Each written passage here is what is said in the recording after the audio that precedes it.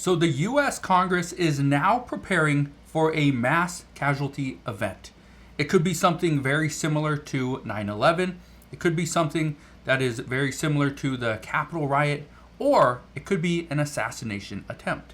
But they are trying to get to the bottom of this. They want to figure out and prepare for this event because they say tensions are rising and it's much more likely today than ever before. So I'm going to break down what's going on, why this is such a big deal, what this means for the United States moving forward, and what this means for you and I. So I'll break all this down in just a moment, but all I ask is one thing. It takes 2 seconds. Go ahead, hit that like button if you enjoy these daily updates. And now let's begin.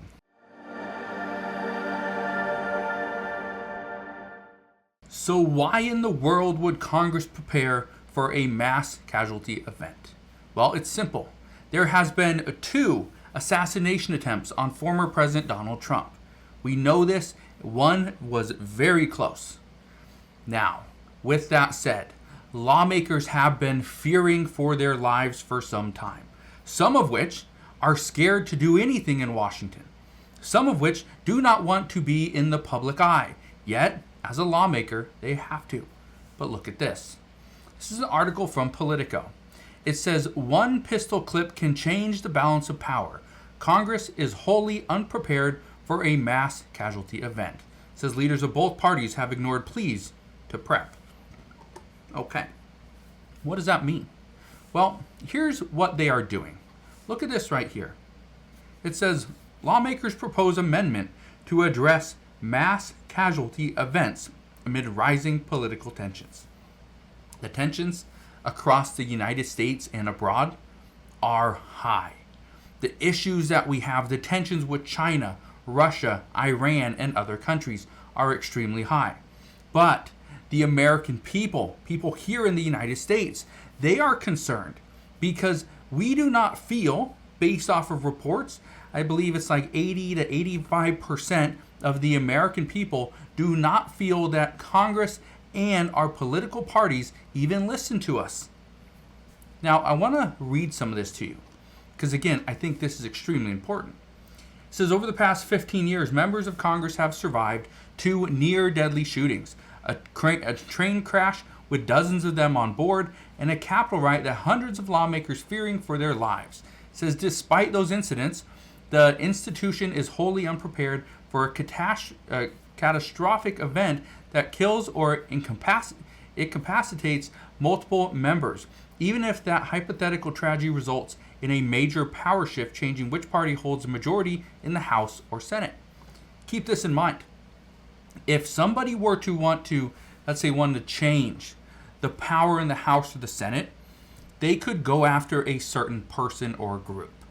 Okay? That would change the power. That would change the dynamic, especially when they're voting for a bill. That is one of the reasons why lawmakers are very concerned that they have a very slim margin in both the House and the Senate. So just a simple shift, and we've talked about this here on this channel before, and I wasn't talking about an assassination attempt. I was talking about simple loss of life because somebody, was a little bit too old. Right? We've seen it.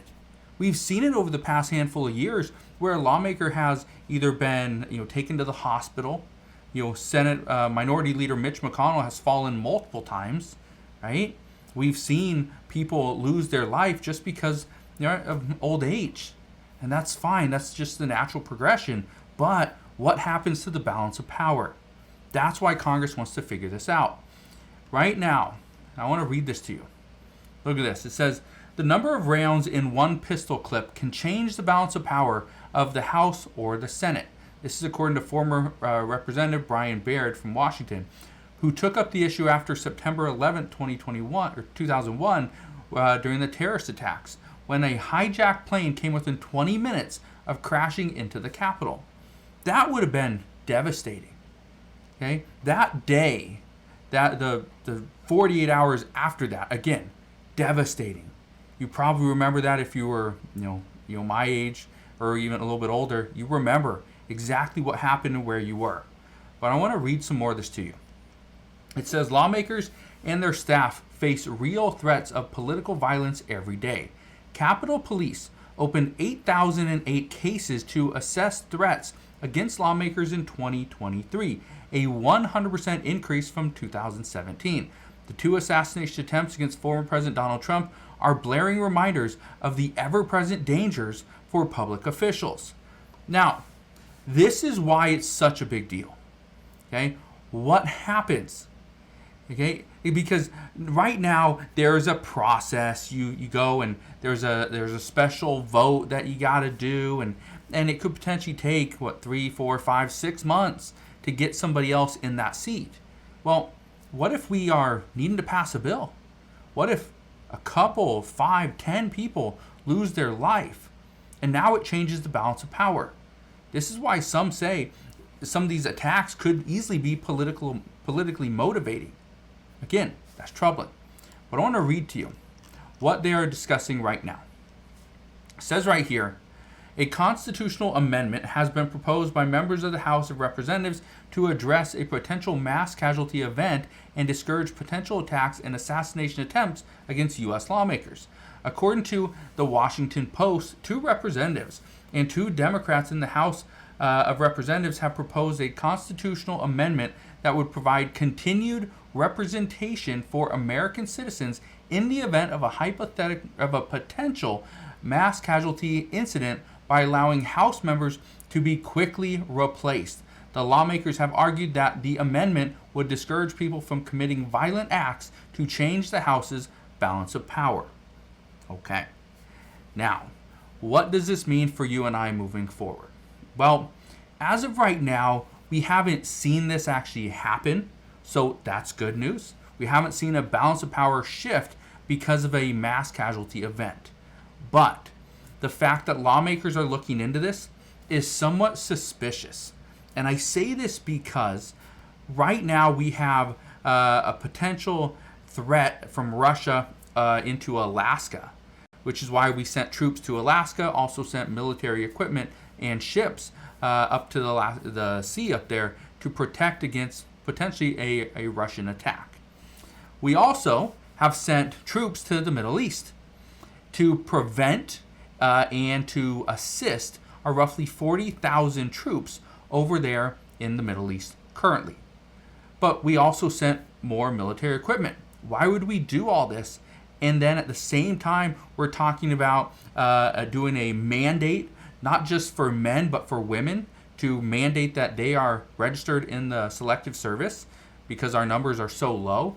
But at the same time, now Congress is really concerned that there could be an attack on their life. They're concerned about their safety. Is there something they know that we don't? Because again, we've known that the Biden administration has kept secrets from us over the past year, especially when it came to the health of President Biden himself.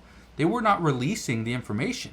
They wouldn't even let President Biden speak for the fear that he came out and said something that they didn't write, they didn't need him to talk about, or he just stumbled and couldn't actually address what he was there to say. So again, I bring this to your attention because the timing of this is somewhat suspicious, at least in my opinion. But let me know your thoughts. Do you think this is a good thing? I think right now to have somebody be able to step in and govern, right, and be part of Congress is essential. It's important, right? We can't change the balance of power, no matter if it goes from Democrat to Republican or Republican to Democrat. The people voted. They voted a certain person, certain party into power. Well, they probably got to live out their 2 years. So we're going to see what happens moving forward. This is something that's very interesting. I promise I will keep you up to date on this as soon as we get more information on it. But as of today, that is what we know. So again, thank you guys for watching. Consider subscribing, and I'll see you guys on the next one.